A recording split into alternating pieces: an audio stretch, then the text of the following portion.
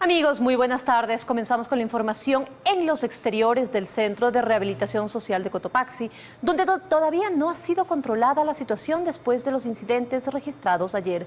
Paul Coello está en el lugar para contarnos cómo está el ambiente a esta hora. Hola Paul, te escuchamos. Muy buenas tardes. Adelante, por favor.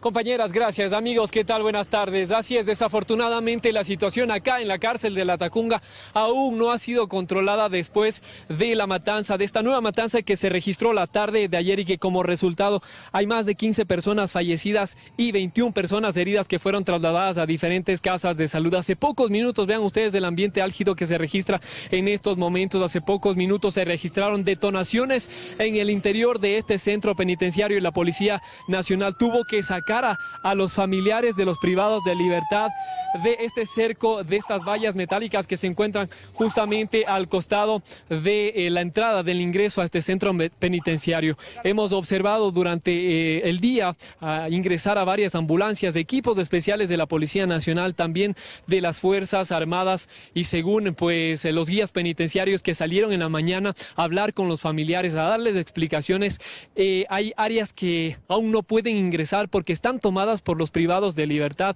áreas administrativas donde tienen los documentos de registros que sirven justamente para brindarles más información a los familiares que están exigiendo a las autoridades que les den la lista de los fallecidos y también de las personas heridas. Ahí podemos observar también han llegado hasta acá varios funcionarios de la Defensoría Pública, de la Defensoría del Pueblo, del Ministerio de Salud, y como les indicamos también hace pocos minutos se registraron estas nuevas detonaciones que obligó a equipos especiales a ingresar al interior. También salieron funcionarios heridos encargados de la cocina que fueron trasladados a esta estructura justamente que se encuentra al costado de este centro penitenciario. Lamentable lo que ocurre, las autoridades no se han hecho presente lamentablemente acá para explicar qué es lo que está ocurriendo, tampoco se han pronunciado mediante redes sociales y esta es la situación álgida que se vive, como les indicamos, acá en los exteriores de este centro penitenciario. Muchas de las personas que se encontraban en este perímetro y en el perímetro que está al costado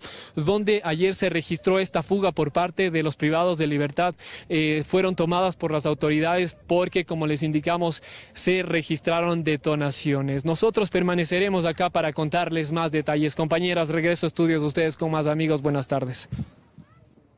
Buenas tardes, Paul, muchísimas gracias. Lamentable y preocupante lo que ocurre en los exteriores entonces del Centro de Privación de Libertad de Latacunga, pero más temprano familiares de los internos exigían información. Por ahora la cifra de fallecidos se mantiene en 15 y la de heridos en 21. De esta manera, varios uniformados militares y policiales recapturaron a varios presos de la cárcel de Latacunga que intentaron fugar la tarde de este lunes de este centro penitenciario. Imágenes captadas por los uniformados y también por civiles que transitaban en ese momento por los exteriores del centro penitenciario y que al observar sorprendidos las escenas dramáticas decidieron registrarlas. Este martes, en cambio, apenas amanecía en la cárcel de Latacunga y ya decenas de familiares de los privados de libertad que pernoctaron en los exteriores del centro exigían a los uniformados que les entreguen información sobre la lista de personas que fallecieron mutilados y quemados la tarde de ayer. Es muy penoso decirlo, pero los cuerpos están, la mayoría desmembrados, están también con un especialista forense y un antropólogo que está ayudando a la identificación. Los encargados del centro, en tanto, salieron a dar explicaciones a los familiares y manifestaron que hasta el momento no han podido ingresar a las áreas administrativas a recuperar los documentos de registro. Por mi hijo que está detenido, pero ya ayer dieron la boleta y hasta ahora no sabemos nada, para decir la verdad. Eso es lo que nosotros queremos, que hagan algo las autoridades. Esto ocurría mientras iban llegando de a poco uniformados de las Fuerzas Armadas y unidades especiales de la Policía Nacional, quienes fueron increpados por decenas de familiares de los privados de libertad. Dice, aquí tengo inmediatamente la boleta de libertad y hasta el día de hoy no nos dan ninguna respuesta de él. No sabemos si está bien o estará mal. Varios de ellos, angustiados por no saber nada de sus seres queridos, manifestaron que desde ayer no han logrado comunicarse con sus familiares. Y es que han pasado más de 24 horas y lo único que se conoce, según lo informaron ayer las autoridades, es que existen hasta el momento más de 15 fallecidos y 21 heridos que fueron trasladados a diferentes casas de salud. Paul Coello, 24 horas. Hasta mayo pasado, Leandro Norero era un narcotraficante invisible en el país, hasta que fue detenido con 6,4 millones de dólares en efectivo y 24 lingotes de oro. Norero, quien financiaba las bandas más peligrosas del país, incluso mantuvo vínculos con exautoridades.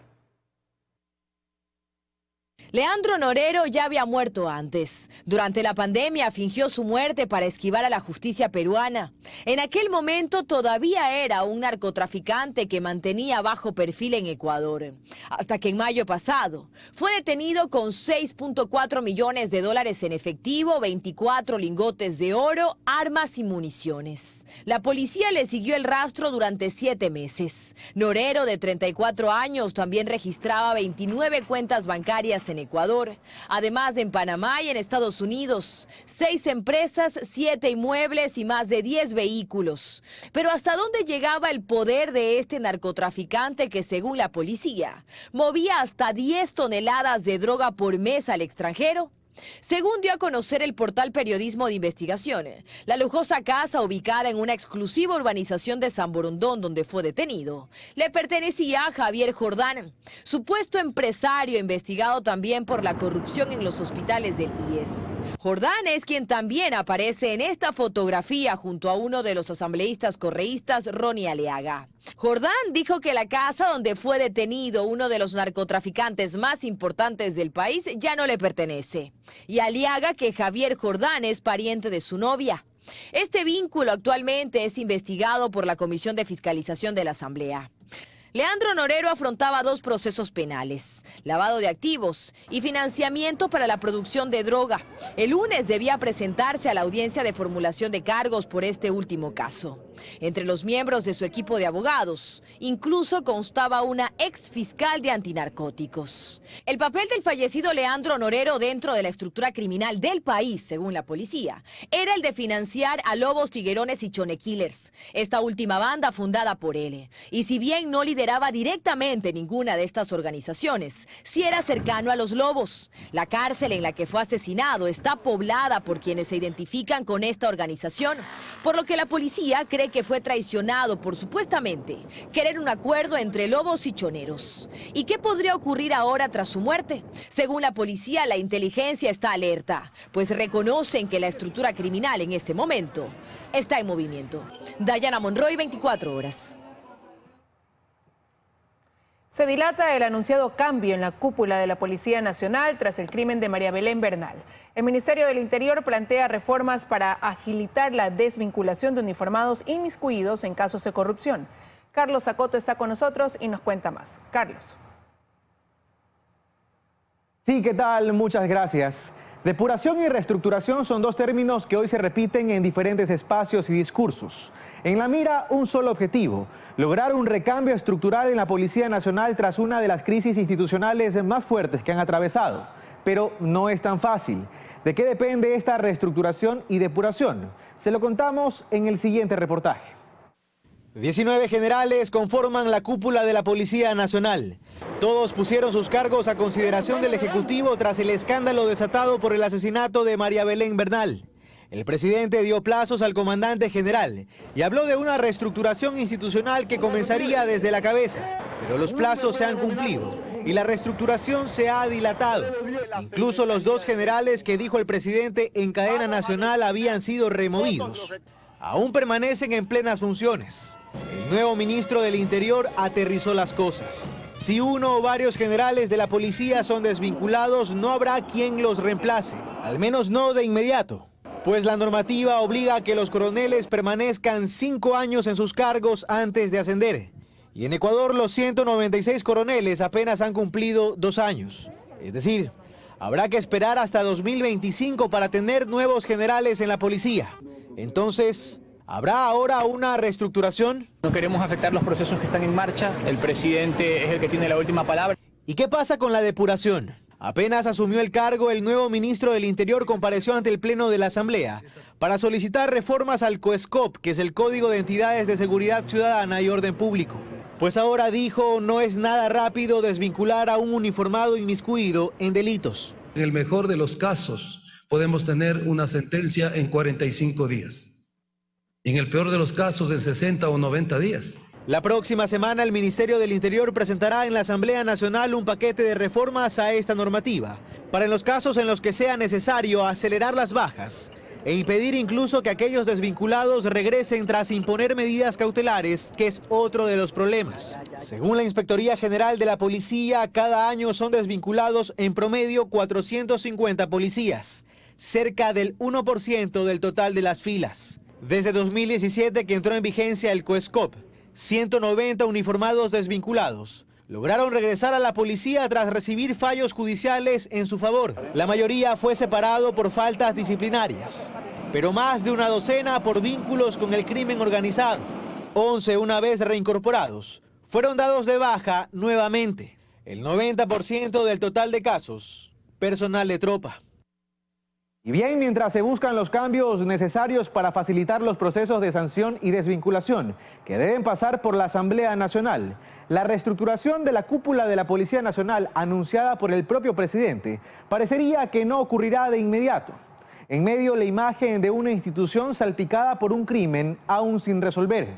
Hasta aquí nuestro informe. Muchas gracias. Muchas gracias a ti, Carlos. Y en otro tema, el presidente Guillermo Lasso se reunió con varias organizaciones de defensa de los derechos de la mujer con el fin de analizar mecanismos para hacerle frente a lo que dijo es otra pandemia. El contacto a esta hora es con Fausto Yepes desde el Palacio de Gobierno. Hola Fausto, cuéntanos por favor cuántas organizaciones estuvieron en esta cita. Gracias. Hola, ¿qué tal, María Gracia? Amigos, una buena tarde para todos. Son 12 organizaciones que llegaron a esta cita en el Palacio de Carondelet. Ahora mismo continúa esta reunión desde las 11 de la mañana con el presidente de la República en el Salón Amarillo. También están presentes otras autoridades como el ministro de Gobierno Francisco Jiménez, y vimos llegar cerca de las 12 del mediodía al comandante de la policía Fausto Salinas. Seguramente también se juntó a esta reunión. Esto se gesta ya luego de lo ocurrido en el crimen de María Belén Bernal. El gobierno ha enfatizado en su intención de reforzar el trabajo en esta lucha en contra de la violencia contra las mujeres. Antes del inicio de esta reunión, que fue cerca de las 11 de la mañana, como les mencionábamos, el presidente de la República dio la apertura para que todas las representantes se dirijan con sus propuestas sin limitaciones, ha dicho el presidente Guillermo Lasso. Esto fue lo que dijo. Poder tratar un tema que nos preocupa a todos los ecuatorianos, la otra pandemia, que es violencia contra la mujer, todas sus expresiones y en todos sus ámbitos. Quiero que se sientan lo más cómodas y que puedan conversar con nosotros de la manera más abierta y directa, sin ningún tipo de limitación. Y bien, la reunión, como decimos, continúa a esta hora. Semanas seguidas se han realizado reuniones con organizaciones y representantes de colectivos de mujeres. Esperamos que ya para las próximas horas tengamos ya una declaración por parte de las representantes de estas organizaciones y también un representante del gobierno, a saber cuál es la medida que se tomará en el corto plazo para combatir lo que hemos escuchado que considera el presidente Guillermo Lasso la nueva pandemia, la violencia en contra de las mujeres. Incluso se ha planteado la creación de una nueva mesa de diálogo para tratar este tipo de temas. Las conclusiones las tendremos ya para las siguientes emisiones. Amigos, desde el Palacio de Carondelet seguimos contigo, Liz, y más información. Una buena tarde para todos. Una buena tarde también para ti, Fausto. Muchísimas gracias. Más de 309 llamadas diarias por violencia contra la mujer ha recibido el ECU 911 en lo que va del año. Las cifras de emergencias por violencia intrafamiliar son alarmantes y las provincias que más emergencias registran son Guayas y Pichincha. A diario en estas salas en todo el país, el personal del ECU 911 gestiona la atención de al menos 309 llamadas de emergencia por violencia contra la mujer u otros miembros del núcleo familiar. Y el total, solo en lo que va del año, revela números alarmantes. Del 1 de enero al 2 de octubre, hubo 84.958 llamadas de emergencia por violencia física, psicológica y sexual. Según la representante de ONU Mujeres en el país, se requiere mucha labor de prevención, pero también reforzar el trabajo de las instituciones. Se necesitan recursos, pero también se necesita mejorar la capacidad de las instituciones, agilizar los procesos institucionales para permitir que esos recursos realmente se puedan ejecutar. Y es que no se puede continuar naturalizando violencia que se refleja como gritos, amenazas, burlas, insultos, golpes u otras formas de abuso psicológico en contra de la mujer. María Dolores Miño es directora ejecutiva del Observatorio de Derechos y Justicia. Para ella, el problema estructural aún pasa por estereotipos arraigados en la sociedad. Y que decantan en una percepción de la mujer todavía como alguien con menos derechos y sobre todo con menos autonomía. La violencia doméstica pasa precisamente por esta resistencia que tienen ciertos hombres a que las mujeres tengan un espacio de igualdad. Y además, recuerdan que no todas las mujeres violentadas denuncian por diversos motivos. Ciertamente no nos dejan ver en realidad cómo está la situación. La psicológica yo creo que hay que darle la misma importancia que la física porque es de alguna manera el caldo de cultivo de otras formas más agravadas de violencia. Hacer conciencia en que tenemos que intervenir. Todavía hay un resabio en la sociedad de creer que la violencia en la pareja es un asunto privado. Tenemos que romper esa idea. Según la información del ECU 911 por provincia, Guayas es en la que más llamadas de auxilio se reciben, con 28.880. Le sigue Pichincha con 18.901 llamadas, Manabí con 4.075, Esmeraldas 3.543, El Oro 3.536 y otras provincias suman 26.023 llamadas de emergencia por violencia. Las mujeres víctimas de violencia requieren del acompañamiento de la sociedad. Salir no es fácil sin las condiciones adecuadas y sin lazos de comunidad, de familia y políticas públicas adecuadas. En Quito, María Gracia Acosta, 24 horas.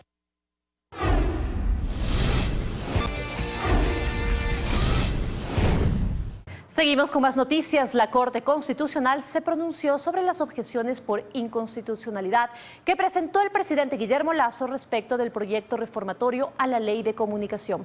Andrea Samaniego está en el Legislativo y nos cuenta cuáles deberán ser incluidas. Hola Andrea, muy buenas tardes, te escuchamos. Gracias, ¿cómo están? Muy buenas tardes. Así es, la Corte Constitucional decidió el día de ayer lunes sobre estas objeciones por inconstitucionalidad que envió el Ejecutivo respecto de la Ley de Comunicación. Fueron 18 las que envió y la Corte Constitucional decidió aceptar 12 de ellas. Ahora la Asamblea Nacional debe incluirlas estas en el informe que ya elabora la Comisión de Relaciones Internacionales. La Asamblea tiene 30 días para tratarlo. Veamos el siguiente reportaje.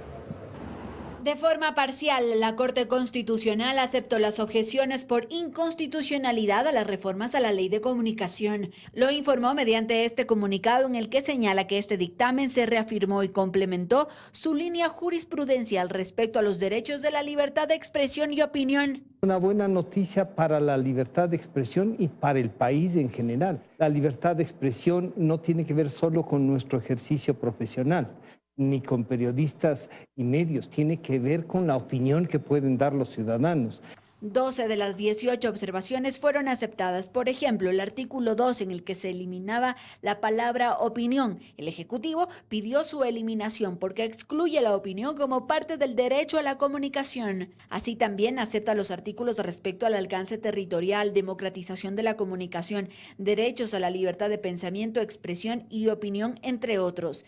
Mientras otros artículos fueron desestimados por la Corte y son los que contenían específicamente los términos sobre universidades y escuelas politécnicas. El Ejecutivo había solicitado que las universidades no sean contempladas, por ejemplo, como parte de los medios comunitarios o otro tipo de medios. La Corte Constitucional en ese caso consideró que sí tienen que tener posibilidades. En el Legislativo dicen era lo que esperaban por parte de la Corte. Recordemos que lo que se aprobó en la Asamblea Nacional no es el informe de mayoría de la Comisión. Ahora la Comisión deberá incluir estos textos enviados por la Corte y continuar con el análisis de las otras 30 observaciones al texto. Lo que se está haciendo simplemente son parches a una ley, cuando realmente lo que necesitábamos era cambiar de un modelo restrictivo a un modelo que cumpla los estándares internacionales. En un mes se tendrá para una nueva reforma a la Ley de Comunicación.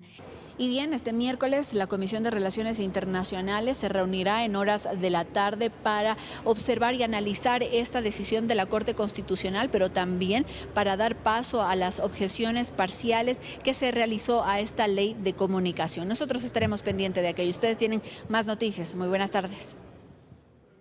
Buenas tardes también para ti, Andrea. Muchísimas gracias. Se espera que este martes concluya la 6ª mesa de diálogo entre el gobierno y el sector indígena. Según el Ejecutivo, se han alcanzado 47 consensos relacionados con derechos colectivos. Daniela Valencia tiene los detalles de este tema. Hola, Daniela. Buenas tardes, compañeras en estudio, amigos televidentes. Efectivamente, se espera que en horas de la tarde se firme el acta con acuerdos, desacuerdos y también temas pendientes en la mesa número 6 de derechos colectivos. La semana pasada el Ejecutivo decía que ya habían 47 preacuerdos. Sin embargo, los dirigentes indígenas aseguran que quedan por lo menos 2 temas pendientes. Nosotros les hemos preparado un reportaje al respecto. Veamos. Empieza la cuenta regresiva para dar por terminado el proceso de diálogo entre el gobierno nacional y el sector indígena. Este martes, a 8 días de que concluya el plazo estipulado, se espera cerrar la 6ª mesa, Derechos Colectivos. Desde muy temprano, ambas partes llegaron para revisar los preacuerdos alcanzados. 47 puntos entre los que se incluye el incremento de presupuesto para el sistema de educación intercultural bilingüe, así como un rediseño del mismo. Además, la elaboración de un proyecto de ley que regule la autonomía indígena y el respeto a las guardias indígenas en el marco de la Constitución. Sin embargo, de acuerdo a los dirigentes, hay 2 temas pendientes que serán analizados en la mesa de coordinación. El secretario de Educación Intercultural Bilingüe, que si se lo cambia, no se lo cambia, que si se lo cambia, que se respete el procedimiento que ya está establecido y que la Secretaría de los Pueblos, y lo que queremos ahí es que haya una reingeniería. Mientras esta mesa está a puertas de cerrarse, a la par se desarrolla el primer día de la mesa 8 de acceso a la salud, una reunión a la cual el sector indígena llegó con 21 solicitudes. La principal está relacionada con la medicina ancestral. Estamos solicitando al gobierno que exista un presupuesto que se eleve esto con rango de secretaría para que exista mayor autonomía y mayor poder de decisión. Desde el sector indígena insisten que luego del 12 de octubre las bases analizarán los avances y temas pendientes, pues hay acuerdos que, según apuntan, aún no se ejecutan. Luego de la evaluación con nuestras bases de todas estas 10 mesas, de qué acuerdos hemos llegado para exigir el cumplimiento y de lo que no hemos llegado a los acuerdos, igual tomar acciones inmediatas. De las 10 mesas temáticas de diálogo, 5 se han cerrado. Al momento se han alcanzado 87 acuerdos. Se espera además que el día de mañana se instale la mesa número 9, que es de educación superior, y la próxima semana se instale la mesa de empleos y derechos laborales. Todas esas mesas, como ya lo decíamos, deberán cerrar el 12 de octubre. Es lo que les podemos compartir al momento. Regresamos con ustedes a estudios. Una excelente tarde. También para ti una excelente tarde, Daniela. Muchísimas gracias. El presidente del Consejo de Participación Ciudadana, Hernán Ulloa, entregará esta tarde al presidente de la Corte Nacional de Justicia el pedido de envío de la terna para designar al vocal faltante del Consejo de la Judicatura. A este pedido adjuntará la resolución del Pleno del Consejo de Participación y el reglamento para la selección del miembro faltante. El nuevo vocal deberá ser posesionado como presidente del Consejo de la Judicatura en cumplimiento de la resolución emitida por la Corte Constitucional. Como una acción tardía y que marcaría apenas el inicio del cambio que requiere el Seguro Social, ven los representantes de los afiliados y empleadores la decisión de remover a 2 de los vocales del Consejo Directivo de la entidad, vía decreto ejecutivo. Hay dudas sobre su constitucionalidad. Reestructurar el IES es el objetivo del gobierno que llevó a la firma del decreto ejecutivo 571, en el que se dispone remover a los vocales que han permanecido durante más de 10 años en el Consejo Directivo del Instituto Ecuatoriano de Seguridad Social, aun cuando el máximo permitido eran 4 años. Se trata de Luis Clavijo, representante de los afiliados, quien fue designado como alterno el 15 de diciembre de 2012 y luego se principalizó. Al igual que César Rodríguez, representante de los empleadores, quien fue nombrado el 17 de enero de 2008. Para Henry Llanes, vicepresidente de la Asociación renovación de afiliados, jubilados y pensionistas del IES es una acción tardía de parte del mandatario Guillermo Lasso. Sucede que el señor presidente demoró 1 año, 6 meses, cuando esto lo debió tomar de manera rápida, la decisión de liderazgo que tiene el presidente. Incluso Yanes cree que hablar de remoción no es lo mismo que hablar de cambios. Porque se mantiene la misma estructura de gobierno. Los dueños de las aportaciones tenemos una representación de minoría. Miguel Ángel González, presidente de la Cámara de Comercio de Guayaquil, en cambio, sí ve en esta decisión del jefe de Estado lo que podría ser el inicio de una nueva etapa. Desde el sector empresarial nosotros creemos que es fundamental la alternabilidad. Es un paso necesario, es un primer paso necesario. En 15 días las centrales sindicales que están legalmente reconocidas, al igual que la Federación Nacional de Cámaras, tendrán que elegir a un nuevo representante y su alterno. Se hará un proceso interno democrático donde se presenten a los candidatos en base a un perfil que lo defina técnicamente una empresa que se dedica a este tipo de procesos. Pero el decreto ha sido calificado como inconstitucional por el vocal César Rodríguez e incluso adelantó que se mantendrá en el cargo. Su postura la basa en un pronunciamiento de la Corte Constitucional de marzo de 2016 en el que se declaró inconstitucional el mecanismo de conformación del Consejo Directivo del IES, por lo que se solicitó a la Asamblea Nacional una reforma, pedido que no ha sido atendido hasta ahora. Esto en nada interfiere con la potestad reglamentaria que el propio artículo 28 de la Ley de Seguridad Social le entrega al presidente de la República para que norme vía decreto ejecutivo el procedimiento de reemplazo para efectos de integrar el Consejo Directivo del IES. La Comisión Nacional Anticorrupción, por su parte, vía Twitter, pidió una auditoría inmediata. No solo deben ser reemplazados los vocales César Rodríguez y Luis Clavijo en el Consejo Directivo del IES, la auditoría a su gestión es indispensable, dice el comunicado. Luisa María Heredia, 24 horas.